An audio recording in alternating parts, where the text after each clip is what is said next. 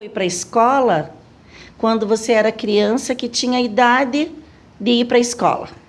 Professora, naquele tempo a gente não podia ir para a escola, porque uma que não tinha uma lei assim que obrigava os pais a mandar uma criança para a escola. Não existia isso. E até porque a escola, para poder ir para a escola, a gente não tinha ônibus para levar para a escola, não tinha uma van, não tinha nada. Hoje tem muita facilidade, naquele tempo não tinha.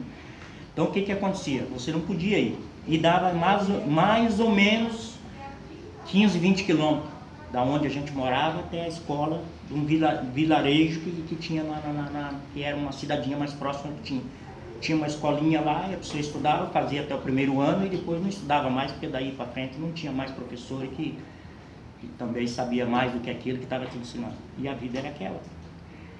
E eu, na verdade, com 8 anos de idade, eu não podia, porque eu teria que ajudar a tratar de 5 irmãos. Nós éramos 6, eu teria que ajudar a tratar de 5 irmãos. E o patrão, então, cobrando o meu pai, que eu não podia ficar em casa, que também teria que trabalhar e tal. E assim, quando os irmãos iam crescendo, todo mundo ia para o trabalho. Mesmo sendo de menor, tinha que ir trabalhar. Ninguém estudou. Nós somos 5 irmãos. Nenhum dos 5 estudou. Eu era o mais velho, a minha responsabilidade era mais. Aí o meu pai tinha que comprar coisa para casa, eu também tinha que ter a minha lavourazinha para mim poder colher alguma coisa para ajudar a tratar em casa dos outros mais pequenos. Quando eu casei, tinha 18 anos de idade. Eu casei e saí, aquele que era... quando eu saí, o outro assumiu, fazendo o mesmo papel que eu fazia, o outro também começou a fazer. E assim era, aí saía um, quando aquele casava, o outro entrava no lugar, assumindo o restante da responsabilidade, assumindo o pai que já estava de idade, a mãe que já estava de idade e os filhos que ainda estavam em casa e que era menor do que ele. Então a vida era muito difícil, você não tinha condições. E daí, em que momento assim que você achou, agora eu posso voltar para a escola, agora eu vou para a escola, né? Em que momento você achou que era a sua vez de estudar? Professor, eu tinha mais ou menos uns 60 anos, vamos dizer assim. Eu, antes disso, até poderia ter voltado para a escola, mas eu fui trabalhar, assumi um serviço numa empresa, ganhando um salário mínimo, e quando eu entrei na empresa para trabalhar, eu assumi um contrato com a empresa de eu ter que trabalhar, eu ter que sair fora de Curitiba para trabalhar. E se eu saísse fora de Curitiba, era a única oportunidade de eu ficar na empresa. Se eu não saísse para trabalhar fora, para outra cidade aqui do interior, eu seria despedido da firma, porque eu assinei um contrato. E é uma responsabilidade, quando você faz alguma coisa, você assina, você está assinando que você aceitou. Se eu não aceitasse, naquele caso eu já estaria despedido da empresa. Quando eu achasse que estava empregado, eu estaria desempregado. Aí era 5 filhos, eu ganhando salário mínimo. Imagina você pagando aluguel, com 5 filhos, você pagando aluguel e ter que ter responsabilidade para os 5 filhos. Eu não ia conseguir estudar ninguém e não ia conseguir dar comida para ninguém também. Daí eu teria que morar numa favela. Eu achei impossível eu fazer aquilo, porque eu criar meus filhos na favela não é fácil. Não quer dizer que a favela seja um lugar de pessoas que não têm responsabilidade. Tem muita gente lá dentro boa, mas também tem pessoas que, se uma criança tiver a cabeça meio fraca, ele pode entrar em coisa que não convém. E o meu negócio não era aquilo, o meu negócio era estudar os meus filhos, entendeu? Então eu teria que estudar os meus filhos. E com aquilo eu fui incentivando meus filhos, com 8 anos de idade, meus filhos começaram a trabalhar também. Só que daí, eles saíam a vender sorvete na rua. Era a nossa situação na época. E eu tive que conviver com aquilo. Eles reconheceram a situação, e daí eles saíam sem trabalhar, sem eu forçar eles para trabalhar, com 8 anos de idade. Hoje, professora, graças a Deus, a minha vida não é mais aquela. Eu tive uma vitória muito grande. Hoje os meus filhos, no caso, não trabalham para ninguém, eles têm a sua empresa própria. Em vez deles trabalhar para os outros, eles dão serviço para alguém quando tem necessidade, até reconhecendo a situação deles na época, o que eles passaram, entendeu? Eu tenho filho hoje que é formado, eu não tenho estudo nenhum, mas eu tenho filho hoje que é formado que eu não gosto nem de tocar no assunto da pobreza que nós vivemos. Foi muito difícil a situação, foi muito difícil. Então, eu não tive condições de estudar.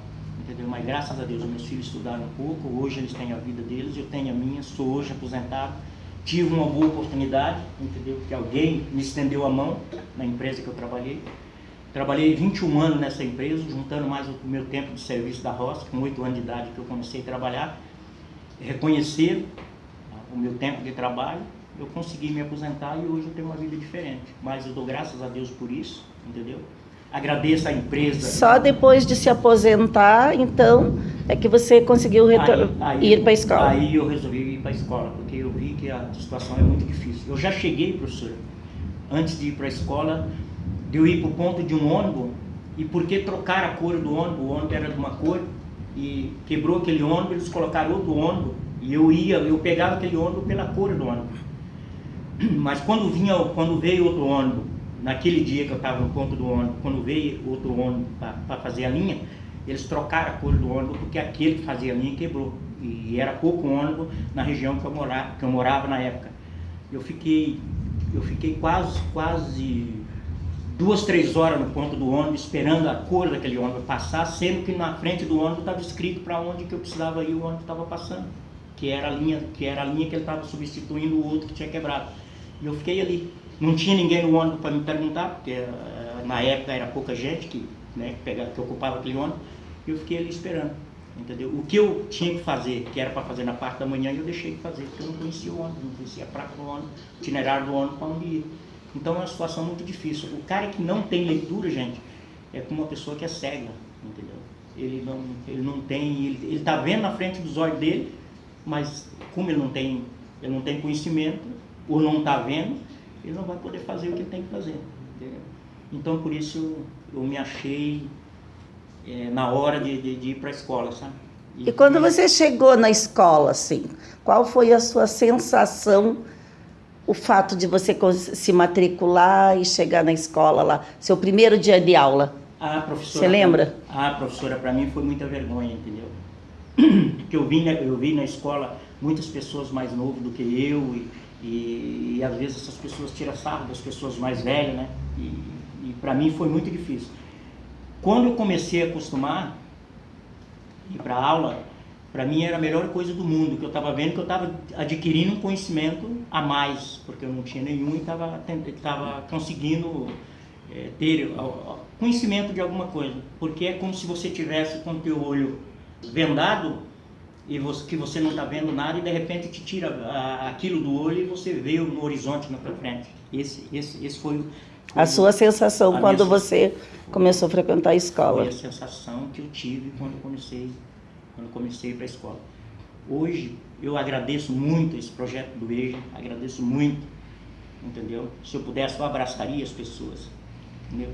Agradeço aos meus professores, agradeço a diretora da escola, que para mim é uma pessoa muito boa. Agradeço a minha professora. Olha, eu tenho uma amizade muito grande, um carinho muito grande para minhas professoras.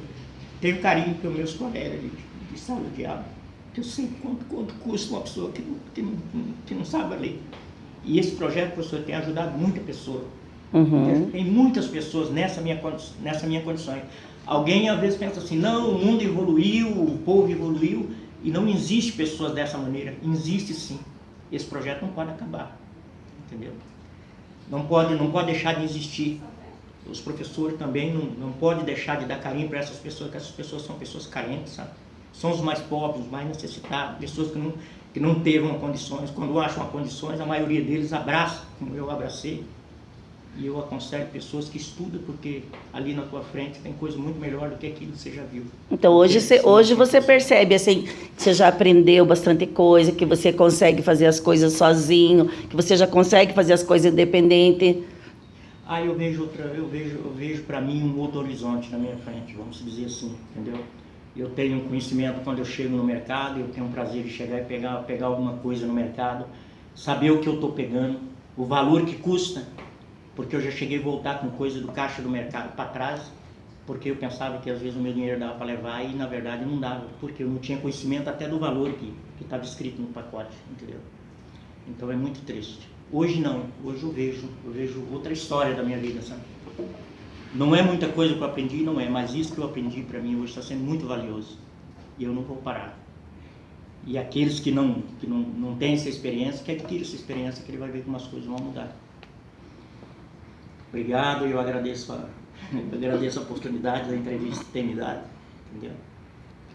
E agradeço a todos os meus professores, agradeço o pessoal do EJA, esse projeto é bom, esse projeto ajuda as pessoas, tira as pessoas das condições que eu andava. Isso é muito valioso.